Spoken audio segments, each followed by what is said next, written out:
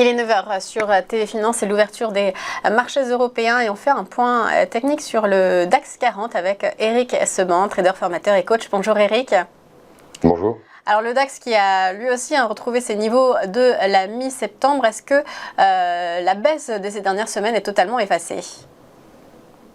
Pour l'instant, oui. Niveau de mi-septembre, début septembre, mi-septembre, on est passé par cette zone à plusieurs reprises en septembre. Beau rebond, en effet, structure haussière en construction, ce qui n'était la semaine dernière qu'un rebond technique commence à prendre peut-être la forme d'autre chose, mais c'est un peu tard pour dire, un peu tôt pour peut-être conclure que on est repassé en tendance haussière. Évidemment, c'est trop tôt parce que de toute façon, nous n'avons pas un contexte qui permet d'aller dans ce sens. C'est-à-dire que pour l'instant, et jusqu'à preuve du contraire, comme depuis des semaines, même des mois, le DAX il est plutôt aujourd'hui animé par la spéculation. Donc on a plutôt des mouvements qui se déplacent dans le vide, plus 6, moins 6, ça se fait chaque semaine, on a à peu près ça.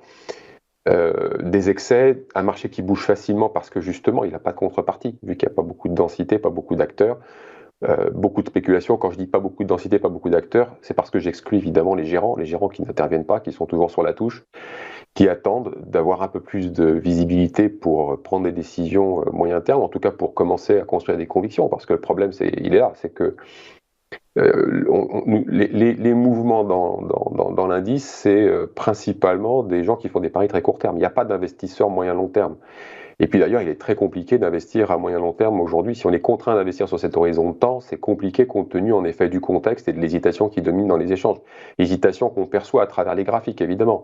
À des moments dans la journée, ça n'hésite pas, ça monte, ça descend. Mais en définitive, quand on prend un peu de recul sur une semaine, on s'aperçoit que ce qu'on fait tout et son contraire. Et ça, c'est rendu possible parce que le marché est livré à la spéculation.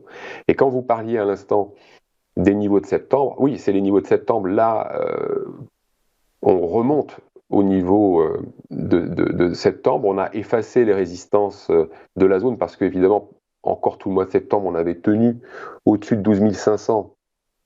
Et puis, passé en dessous, j'avais indiqué qu'on irait vers 12 000 très rapidement. On revient de 12 000. Alors, ce qui est intéressant de noter, c'est qu'après être passé même sous 12 000, en revenant vers 12 800, qui est le niveau de début septembre, mi-septembre, la volatilité n'a pas beaucoup varié. Alors évidemment, quand on est descendu sous 12 000, elle a augmenté, mais elle n'a pas explosé.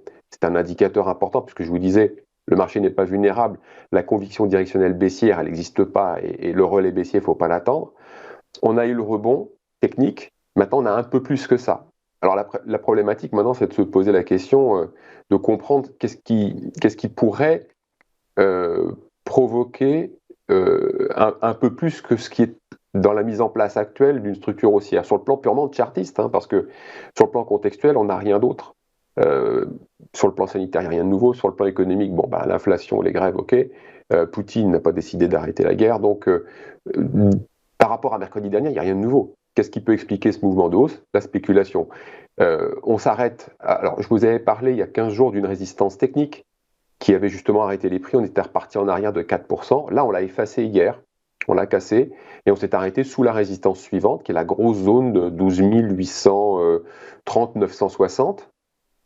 Celle-là, elle va être difficile à passer. Si on la passe à la faveur de quelques contraintes techniques, notamment de vendeurs qui doivent se racheter ou de vendeurs d'options qui sont obligés de suivre le sous-jacent, peut-être qu'on peut arriver à la passer. Mais elle ne va pas être difficile à passer. Et surtout, une fois qu'on l'aura passée, qu'est-ce qui va se passer ? Est-ce qu'on va aller au-delà ou est-ce qu'on va la réintégrer ? Pour l'instant, ce qu'on fait à l'instant T à l'ouverture, c'est qu'on ouvre.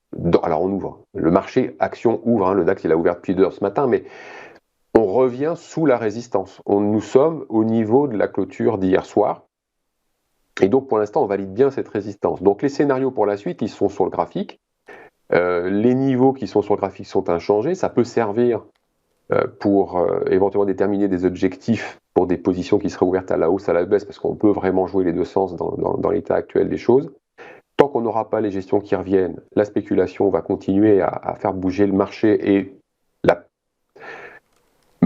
mon pari, c'est que, mon anticipation, c'est qu'on va continuer à faire le ping-pong entre les niveaux, comme on l'a fait depuis la semaine dernière. C'est ce que malheureusement j'anticipais. Je dis malheureusement parce que quand il faut prendre des positions dans un marché comme celui, c'est très compliqué, donc on travaille très très peu. Là, je souffre en ce moment, c'est pas facile. Il n'y a pas grand-chose à faire. Il faut laisser passer la période. Cette hésitation rend tout le monde hésitant et je crains que ça se poursuive tant qu'on ne sera pas sorti de la zone. Le problème, c'est avec quoi on va sortir de la zone. Comme je l'ai dit, il ne faut pas compter sur les gérants. Ils n'ont aucune raison de bouger et la spéculation, ça va continuer à taper les niveaux en attendant mieux parce qu'il va bien falloir qu'à un moment le marché bouge et sorte de là. Oui, on attend aussi un éclaircissement de l'horizon. Merci beaucoup, Éric Seban, trader, formateur et coach. Et on se retrouve tout de suite pour les Market Movers.